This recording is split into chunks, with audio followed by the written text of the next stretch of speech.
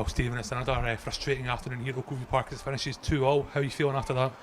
Very frustrated. The start of the game, Cammy, I thought we didn't get going. I thought Annan really came at us. We had warned the players that they'd be a team wounded after their defeat against Elgin and probably the start of the season as well. So we knew they were going to come straight at us. They asked a lot of questions physically.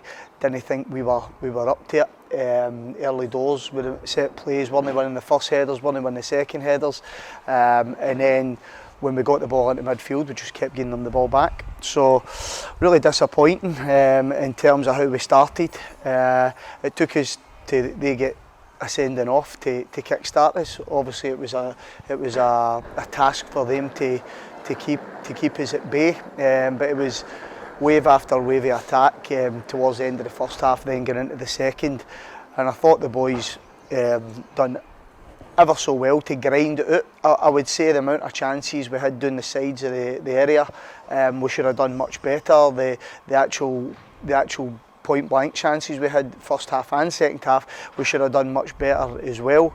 But having said that, you've got to give us a lot of credit for coming back to 2-1. But after that, with 2 minutes to go, you've got to see it out. And I've just seen the goal back. It's not as if you could say it's horrific defending. It was, the boys were keen to actually get hold of it and make a tackle, and it's broke lovely to the boy Goss, who's had a good finish. So really frustrating day, because we could have come away here with 3 points, but overall the way we started, maybe justice was done in terms of that we maybe didn't deserve it. During the first half and the early part of the second half, I was thinking about a game similar, and it was the Edinburgh City game back in April. They went down early to 10 men and we just couldn't get that goal, and I thought it might be the same again, but it was a Nat Wedderburn run which set us up for that first goal where Sean Crichton finished, and then Crichton again finishing just a few minutes later. And you were hoping at that point we would hold out, but unfortunately, it's already spoke about, it's done. No, I mean, but the one for Big Nat, we needed something different because we tried everything else, doing the side crosses in the box, through balls. I thought Will Sewell came on and really changed the dynamic in terms of his energy and his runs. He was really sharp, and he had a couple of he took a couple of great saves off Greg Fleming to keep it at bay. But as you say, Nat's run eventually got Sean in, and Sean scored. And by that point, Annan had went. They looked leggy, and then with Ewan going down the side and cutting in, and a tantalising ball for Sean to nod it in was just great at 2-1. And it's just frustrating, as much as it took them to go to 10 men for us to get going, but ultimately, you've got to see the game out for you. You've really got to see the game out, and we didn't. And it's similar problems is happening. We just can't concede more than one goal. We're conceding far too many goals, and it's especially with 10 men. You can obviously sense my frustration here. It's a tough one to take, but we'll dust ourselves down. It's a point. We're closer to the top of the league. And we obviously got a big game next week as well against Stirling Albion, who are absolutely flying. So there's no much we can say that you want to say it's too doom and gloom, but ideally we'd like 3 points. Well, you touched on Tommy Muir's red card, but it was another red card for yourself just before that. What actually happened?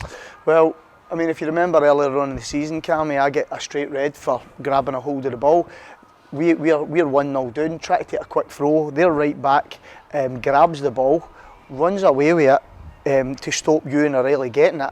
I say to the ref, that's a shambles. He comes over, he books me. So I says, that's all because you can't do your job, which is true, because I mean, at the end of the day, that should be a boot and he should be taking action. But for me telling him what he done wrong, I get a red card.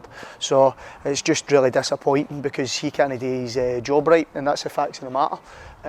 But listen, I just spoke to Peter Murphy there. He agreed with me, and sometimes it's the same every week in terms of the officials not doing their job right. But we've got to deal with it. I'll be suspended next week because of that probably, and you've just got to take it in the chin.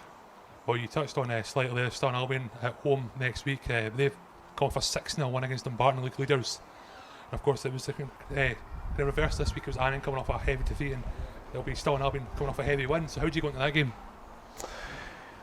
Listen, it's I think we're doing an awful lot right. You know, the shape's looking good. You know, we're causing problems up the top end of the pitch. It's more instances.